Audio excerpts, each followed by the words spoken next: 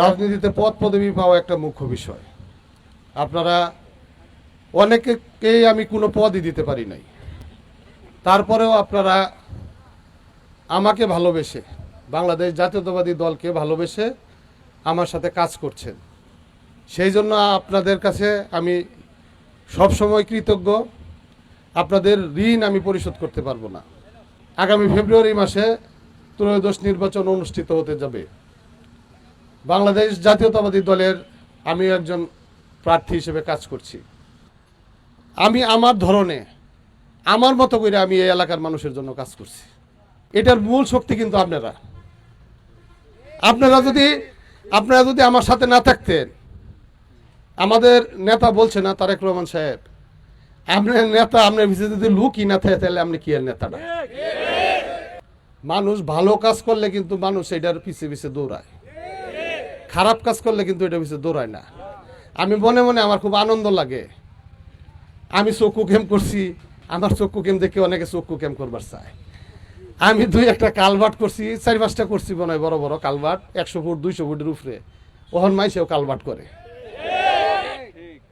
আমি মনে করুন শীতকালে সোয়েটার দিছি 1000, হেরা 20টা হইলেও দিছে, দেয়া আমার লগে লগে দৌড়াইতেছে না। কথা ভুল কইতেছি আমি? এর মানে কি? আমি তো তারার পিছে দৌড়াইতেছি না, তারা আমার পিছে দৌড়াইতেছে। মানে কি? ছাত্র এটা 1 নাম্বার। আমি যদি একটা গরিব মানুষের সহযোগিতা করি, এটা কি দলের সুনাম হইল না? আপনারা জানেন আমি 2018 সালেও জাতীয়তাবাদী দল থেকে প্রাথমিক মনোনয়ন পেয়েছিলাম। 2026 সালে ফেব্রুয়ারি মাসে নির্বাচন অনুষ্ঠিত হতে যাচ্ছে। সেই নির্বাচনে আমি একজন প্রার্থী। ভালোবাসেন দেখে তো আমার সাথে আছেন নাকি বলে?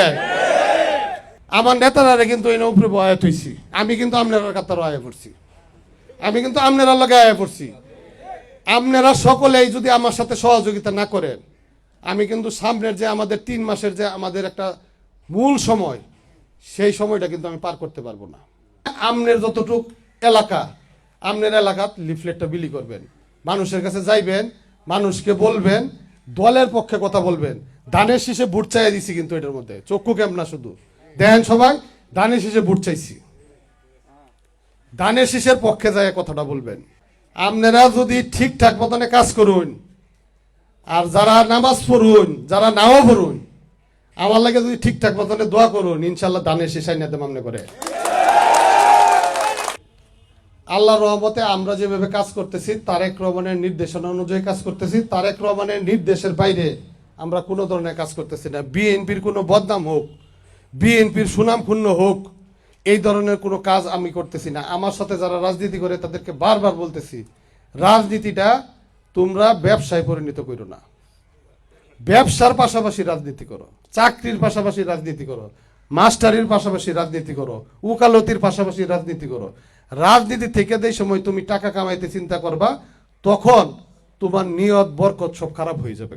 বাংলাদেশ জাতীয়তাবাদী দল বিএনপির প্রতিষ্ঠাতা শহীদ রাষ্ট্রপতি জিয়াউর রহমানের জন্য দোয়া করবেন। আমাদের দলের চেয়ারপারসন, সাবেক 3 বারের সফল প্রধানমন্ত্রী, গণতন্ত্রের মা আপসীর নেত্রী বেগম খালেদা জিয়ার জন্য দোয়া করবেন। মানবতার নায়ক জনাব তারেক রহমান বিগত 17 বছর ধরে প্রতিনিয়ত কষ্ট করছেন আমাদের জন্য, প্রতিনিয়ত বাংলাদেশের মানুষের জন্য কাজ করে যাচ্ছেন। বিএনপিকে তৃণমূলে কিভাবে শক্তিশালী করা যায় সেই কাজ করে যাচ্ছেন। আমাদের অনেক নেতাকর্মী গুম খুনের শিকার হয়েছেন, তাদেরকে কিভাবে সহযোগিতা করা যায় সেই কাজ করে যাচ্ছেন উনি।